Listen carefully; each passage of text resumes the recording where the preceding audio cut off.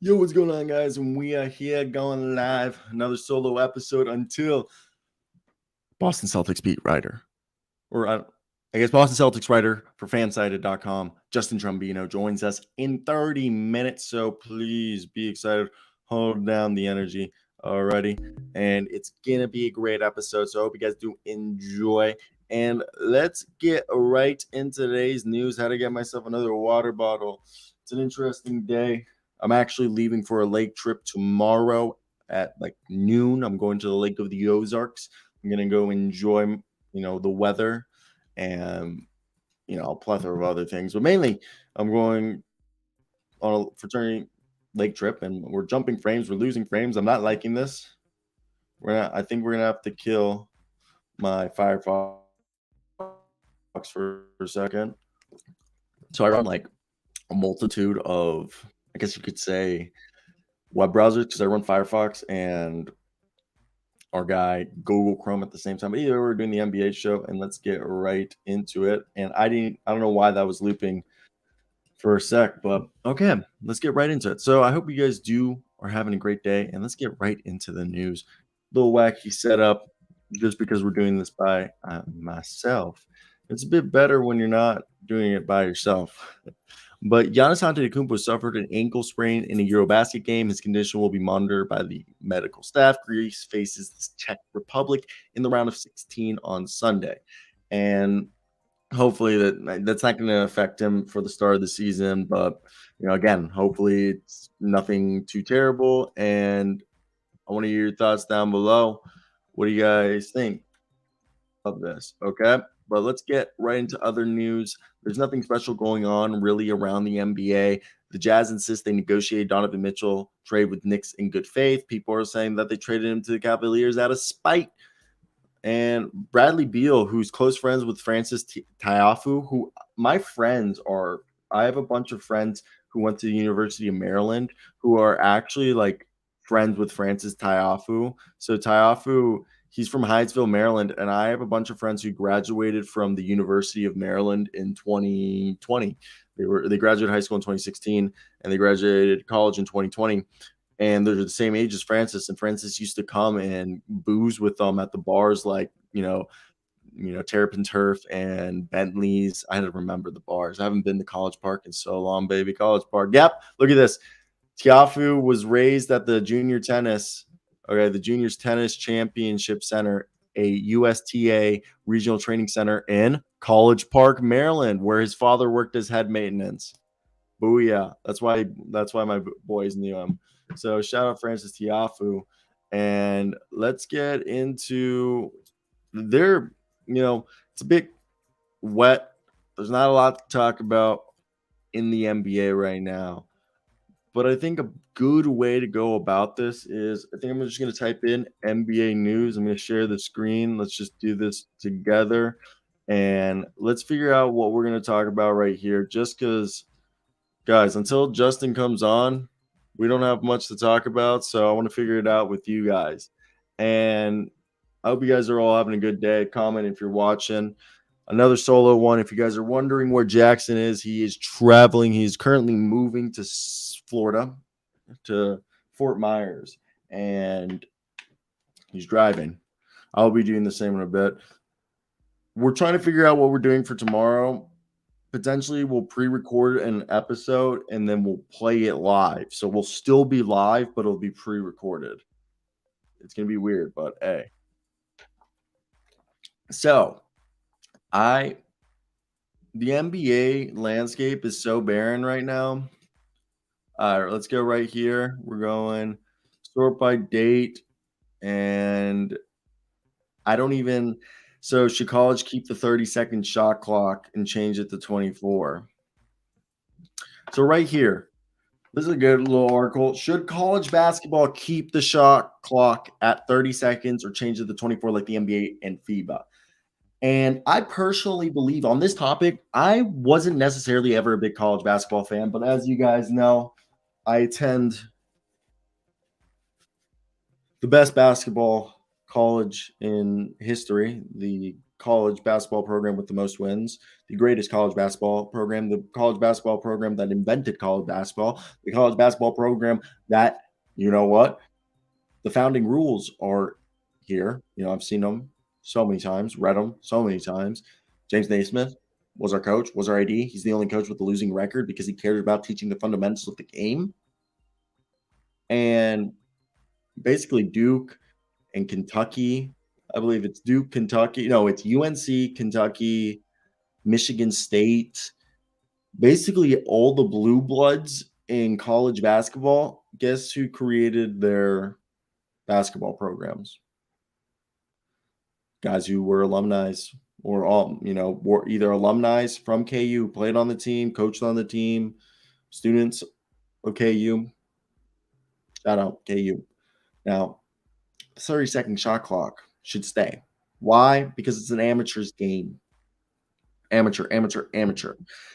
And yes, they're getting paid. They're getting paid. There's the transfer window and infraction rules, but it's still college basketball. And I will say my girlfriend's dad and I have a bunch of friends like this who are very anti NBA and very pro college basketball.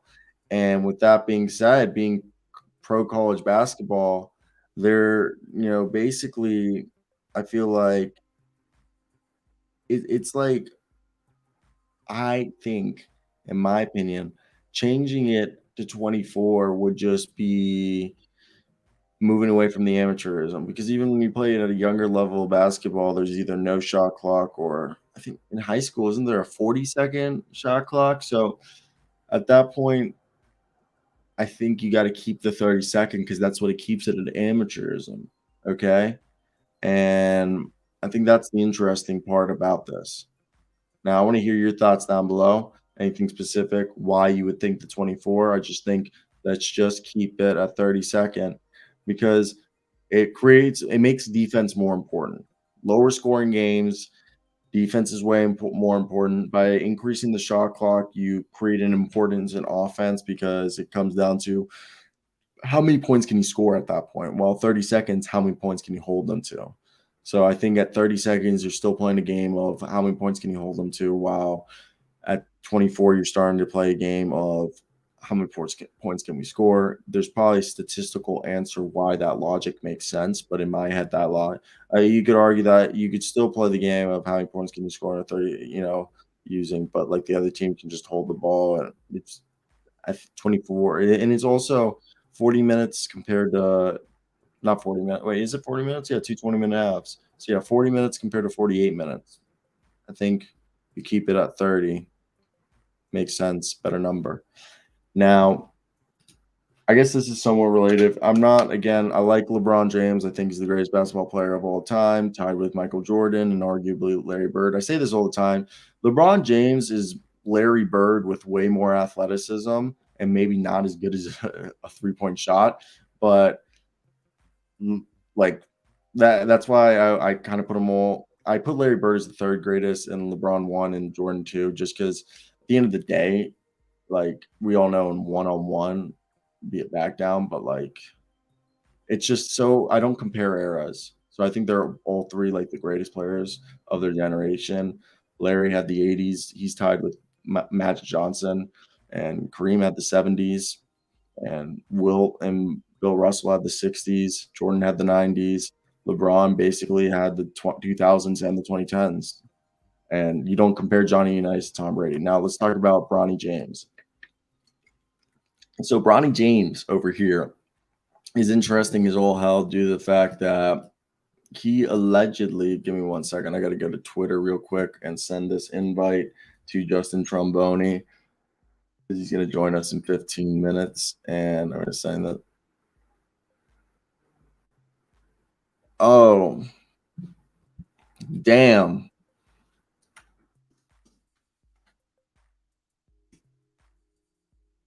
Sounds good. Sounds good. No problem. Damn, we just lost our interview. Holy crap. Upsetting. We just lost our interview, guys. And we lost it due to the fact that he lives in an area and New England that got hit by a bad storm, and he's having storm problems. So we'll do a little Boston Celtics preview just to keep it with the Boston, Celtics logo, so I don't have to change too much. What a shame. Now let's talk about some trade rumors specifically. There was a great little bit. We were going to talk about Bronny James. Let's finish this segment. I'm sorry, guys. We're all over the place today just because I'm running solo and I didn't really have a plan. I'm actually having like a crazy week. I'm working on a story I'm like the anchor slash reporter at my school news. So I'm working on a story. I just had to email like 10 people and just life. And I love doing this. My girlfriend's taking the LSATs tomorrow. And that's really important because I want her to do well because hopefully being able, if she does well, she gets to go to she'll get into the college that she wants, and the college that she wants to do is in Florida, and it's near to where I got a job offer, so it'll work out. So but when I got so much shit to do, I still got to pack for this late trip. I haven't even packed. I leave tomorrow in like 36 hours. Have homework, got to do a bunch of shit. Bronny James, he's looking at going to college, and honestly, Ohio State's where I see him going. I could see him going to Oregon due to the fact that Phil Knight, Oregon, and probably would give him a shit ton of money if he went there. But I think money's not the thing because Bronny James doesn't need money. Yeah, like his dad's like the richest athlete of all time. And you just look at this right here. I think Bronny James, and the best part about Bronny is arguably you could be like, well, Bronny could just be a one and done, or Bronny could go to Ohio State for 4 years and end up being a guy who plays 4 years there. Then I believe it would be in his, or maybe he plays 2 or 3 years. Because how many years apart are Bryce and Bronny apart? I need to see this. Bronny James age is 17, and Bryce is 15. So maybe Bronny plays 3 years, and at the start of his junior year, Bryce James is a 5-star, comes to play for Ohio State. Bronny plays 3 years, and Bryce plays one. Bryce probably being the better, like looking like he's probably gonna be his dad's height. Probably might be a better recruit. And both Bronny and Bryce entered the draft at the same time, or 1 year apart, a la the Mobley brothers. But yeah, I would see that it'd be cool to see him coming at the same time. Now let's move over to NBA rankings. Sorry about the guest, and that's just something that's just upsetting. I didn't think that would happen, and I should have checked my emails because I could have. I mean, my Twitter DMs. That's how we message. We have Hawks coming next week. On Monday, we'll have the Atlanta Hawks. On Tuesday, we'll have the New York Knicks guests. Kevin Chonard, Kevin Chonard, Kevin Chonard of the Atlanta Hawks, Hawks.com, and S Hoops, a New York Knicks YouTuber, will be guests next week, so that'll be good. We're trying to pack this shit with guests, guys. We're trying to really cater to you. And if there's anybody you want us to reach out to, let us know. We'll reach out to them. We're trying to get beat writers on here. Really, that's my job. It seems like I'm doing a better job at getting responses than Jackson right now. And I think it's just because I have a journalism degree. And when I ask, I kind of use my journalism background because a lot of people in journalism, nice ones like to help each other. So let's get right into this. Let me zoom in. I actually made a video about this earlier on my main channel. So for some people, this might be recap. We won't go as long. We'll keep these segments moving. And to be honest, I think it'll be definitely interesting to see how this goes. I do want to say this might not be a full running broadcast today. Nothing against you guys.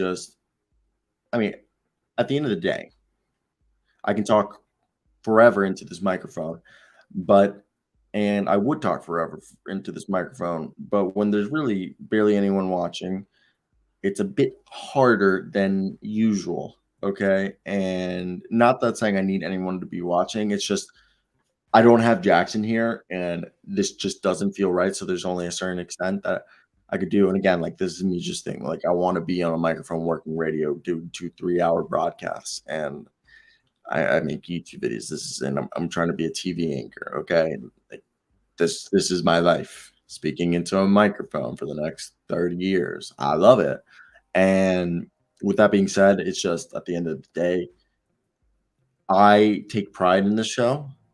And the reason why I cut these shorts when I do them solo is due to the fact that I don't think they're up to the par of what I want to be broadcasting on this channel because that's important to me.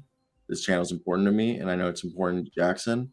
So, with that being said, let's get into the trade rumor rankings. And there's a few guys there. Shout out also, not shout out, fuck that. If this is true. Well, I so today supposedly, let me pull up. There is some news about Miles Bridges, and that news is right here. So Miles Bridges, you know, also, what is this? What is this? There's an article. Is this a new article? Is this an old article? Okay, this is like 4 years. And look, I'm very neutral. I try to go from middle stanza. As you guys know, I have two sisters, a girlfriend, and a mother. I abhorred any type of DV. At the same time, I'm not going to be PC. And as you saw that article, like, like obviously, if this is true, he should, be suspended for indefinite and have to. If guys like, I believe it's Jalen Harris, he who got busted either for some and Tyree Gavins got busted for blow, and I think Jalen Harris also below, or he took pills that weren't prescribed to him, allegedly for both of these guys. They got banned for years or 1 year. Jalen Harris 1 year, Tyreek I think for multiple years, and I think that's just bullshit. So if Miles Bridges is convicted, I mean, if he is convicted, he's going to jail. So he might not ever play in the NBA again. But even if he's not convicted, if they say there's not enough evidence to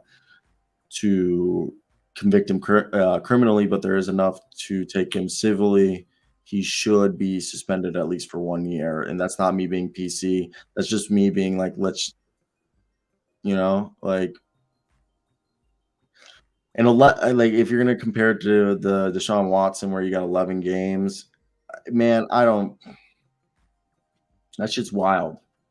So I want to hear your guys' thoughts on all this. Let's just talk about this. Let's let you guys know about the Miles Bridges. So a new court date has been set for Miles Bridges.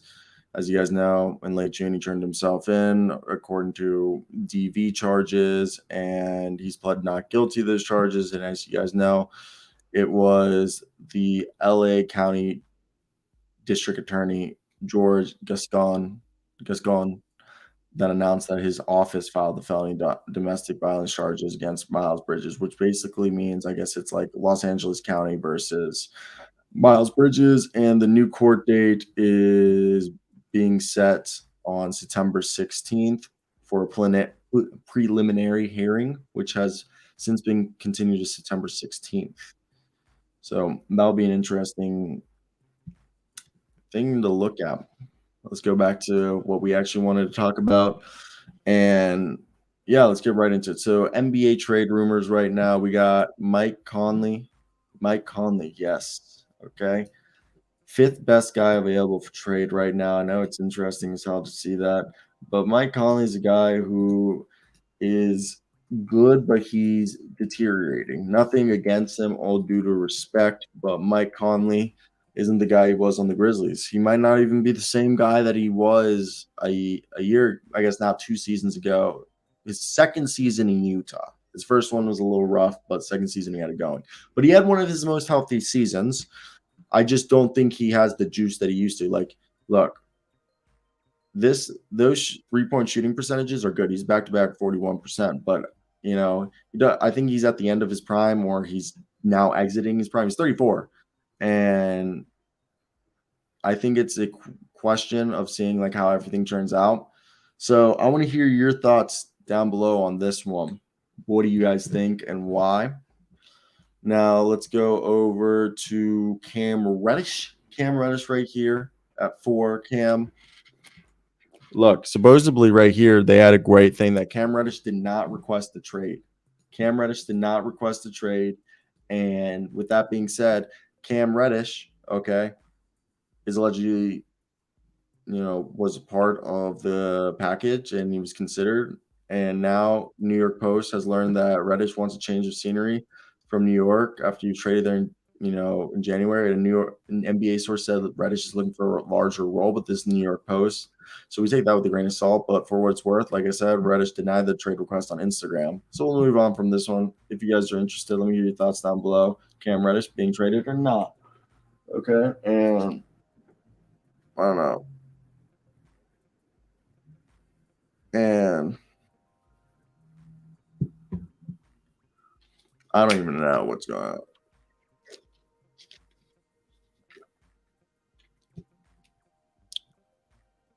And let's move on to the next one. Jordan Clarkson.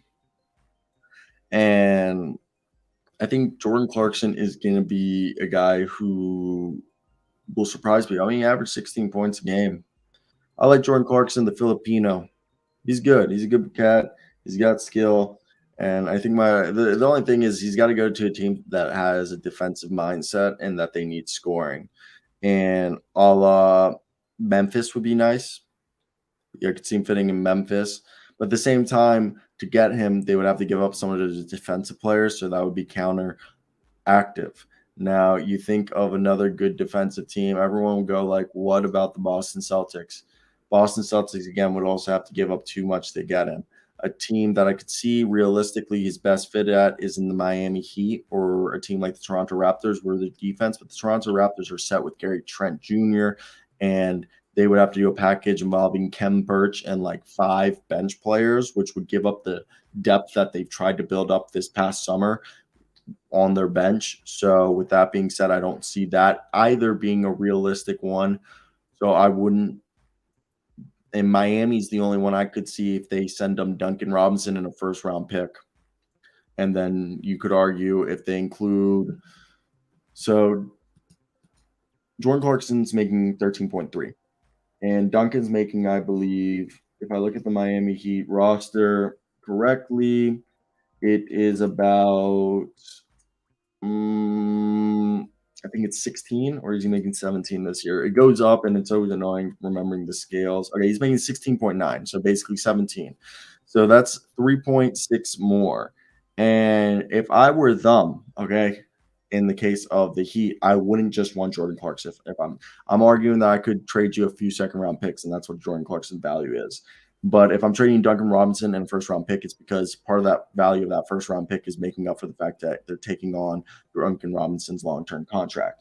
But one could argue, wouldn't they want to just make a trade of Cameron Payne and Jay Crowder for Duncan Robinson, or Torrey Craig and Jay Crowder for Duncan Robinson in a first round pick? Yes, that would be. But if they can't do that, you could also argue that they could go to the Jazz roster and be like, hey, okay, we like Jordan Clarkson, but we want to package maybe Duncan Robinson and Omer year 7 because we're really high on Orlando Robinson. And that will give you about, 17, not even 18.7. So give you basically, 18.6, almost $18.7 million. So if you do potentially Jordan Clarkson and Rudy Gay, you could get that under. And even if you want to throw multiple first round picks, you could probably convince them to do Jordan Clarkson and Jared Vanderbilt, but I doubt it because they're really high on Vanderbilt. So my thought is maybe they would want to do, hey, send us Jordan Clarkson and Rudy Gay. We'll send you Duncan Robinson and Omer year 7 because we're really high on Orlando Robinson. And you send us Rudy Gay and Jordan Clarkson for Duncan Robinson, Omer year 7, and a first round pick. That way they get that backup, stretch 4 or even, starting 4. And our man Rudy Gay, who could play some minutes. And Rudy Gay, people forget, wasn't that bad. Rudy Gay wasn't a bad player, and they get the spark off the bench who can help alleviate their man Kyle Lowry and Rudy Gay last year. I know his numbers the year before were a bit better, but he still shot 41.4% from the field, 34.5 on 8 points a night with 19 minutes a night and 4.5 rebounds and assists, half a steal, half a block. Year before with the Spurs, he went basically a 3-year span where he was basically shooting like 38%, and averaging 12 points, practically 11 points, and not bad for the young cat. I mean, not young, I mean, 36, but people forget about Rudy Gay was a guy that's averaged 20 points basically 3 years in a row. And I always forget that he went from the Grizzlies. He actually, he not even that. I forgot he did more. Look, from 2007 to 2014, literally 3, 6, 9, basically 9 years. He averaged 1, 2, 3, 4, 5, 6, 7. I think 7. Yeah, 7 years. 7 years. I'm fucking stupid, not 9, because he got traded twice. 9 years, 7 years.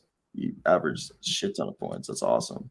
I actually really like that. Thank you, everyone who's joined us. We're talking about Rudy Gay. What do you guys think of a Jordan Clarkson and Rudy Gay or Duncan Robinson Omer year 7 if the Heat are confident in your Orlando Robinson being a really good development guy, and they're confident that if they trade year to 7 and Duncan Robinson and a future first round pick for Jordan Clarkson and Rudy Gay, would you do that deal?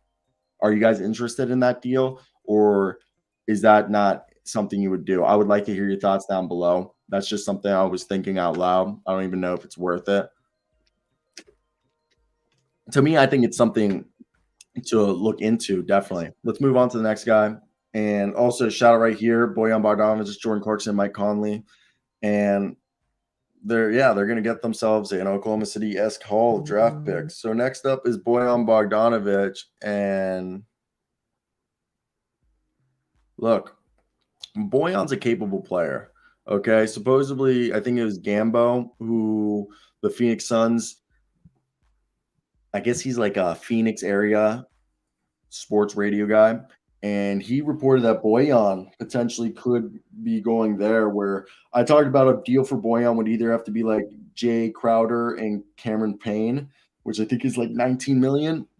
And then a deal of the other deal that they could do was like if they didn't want to trade Jay Crowder, they could do a deal where they send Jay Crowder and Torrey Craig to the Heat, and the Heat send Duncan Robinson to the Jazz. And well, it would be actually not Torrey Craig. It would be have to be Cameron Payne and Jay Crowder to the Heat. Heat send Duncan Robinson and a first round pick to the Jazz. Jazz send Boyan to the Suns. So Heat get Cameron Payne and Jay Crowder for Duncan Robinson, a first round pick. Jazz get a first round pick in Duncan Robinson, and the Suns get Bojan Bogdanovic for basically just Jay Crowder and Cameron Payne, which Cameron Payne was locked up a little bit more, Jay Crowder being an expiring deal. So I think that's actually not a bad deal whatsoever at all. And then finally, supposedly Russell Westbrook isn't getting traded. So boo this man. Now, let's see if the Athletic Boston.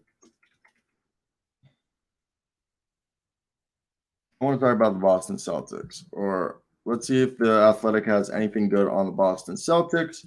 Because now with this injury, what is going on? I want to hear. I want to hear what's going on with the Boston Celtics right now, according to the Athletic.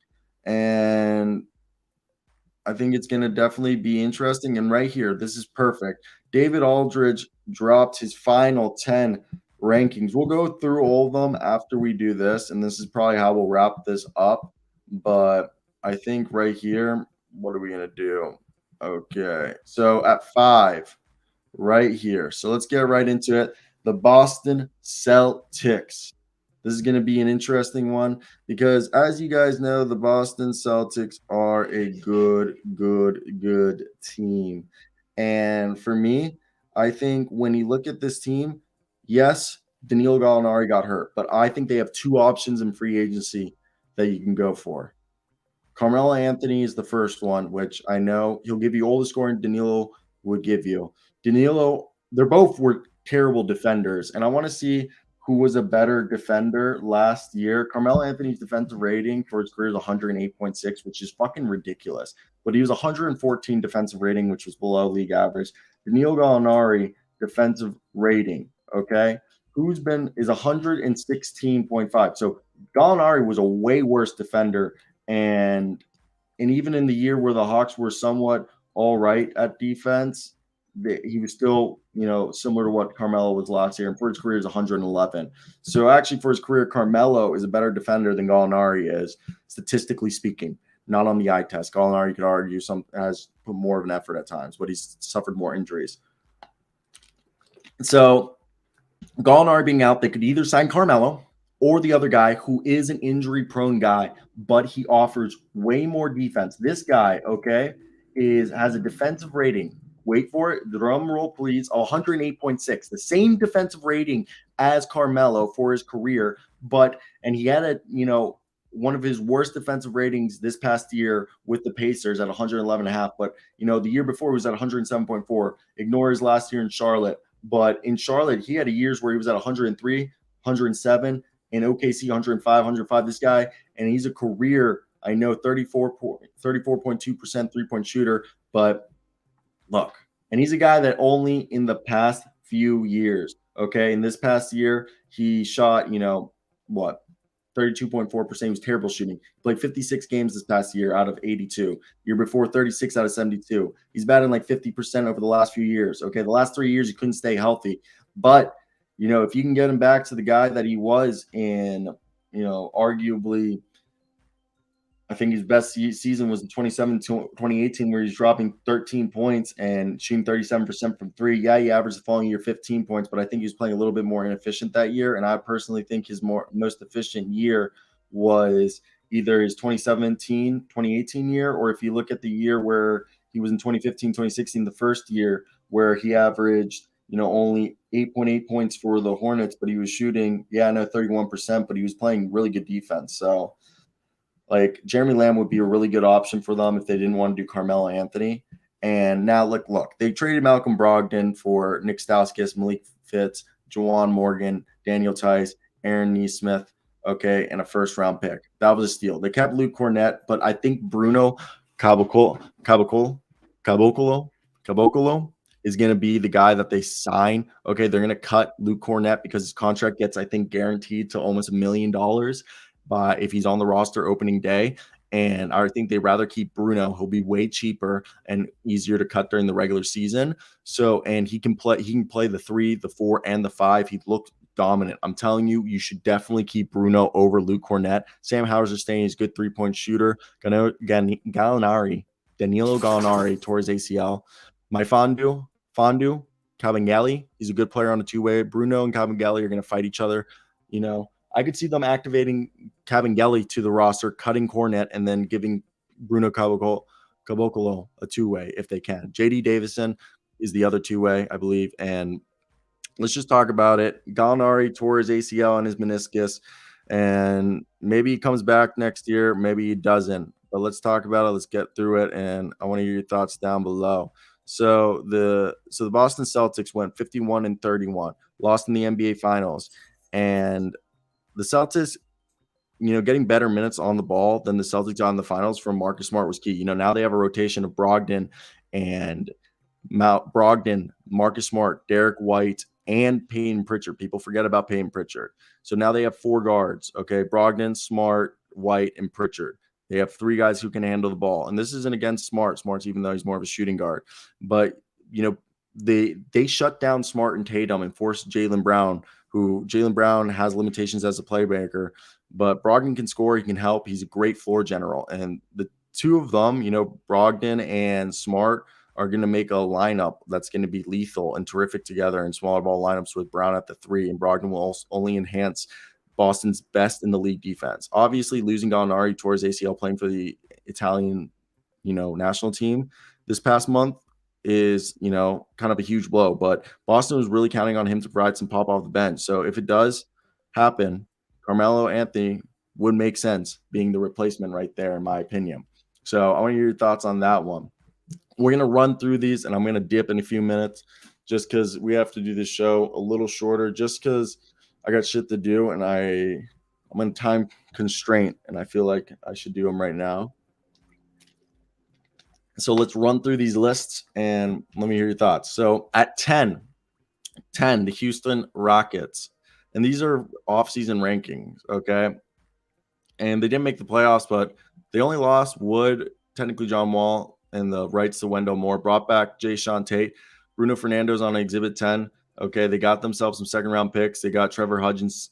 They got Ty Washington, Jabari Smith, Tyree Eason, Marquise Chris, Trey Burke, Sterling Brown, and Bojan Marjanovic. Good offseason. Thunder, yeah, Chet Holmgren's out for the year, okay? And, Vit is coming back from knee surgery. Ty Jerome from sports hernia. Kenrich Williams got paid. They were actually kept Derek Favors on a player option, and I thought they were going to try to buy him out or something, but they didn't. He could be traded. Favors could start on a lot of teams, okay? Favors a good player. Mike Muscala returned, surprisingly. Lou Dort, good pickup. They got rid of JaMychal Green, who they waived and bought out. And Isaiah Roby surprisingly got waived, but it was just a numbers game, and he was just out, the odd man looking in.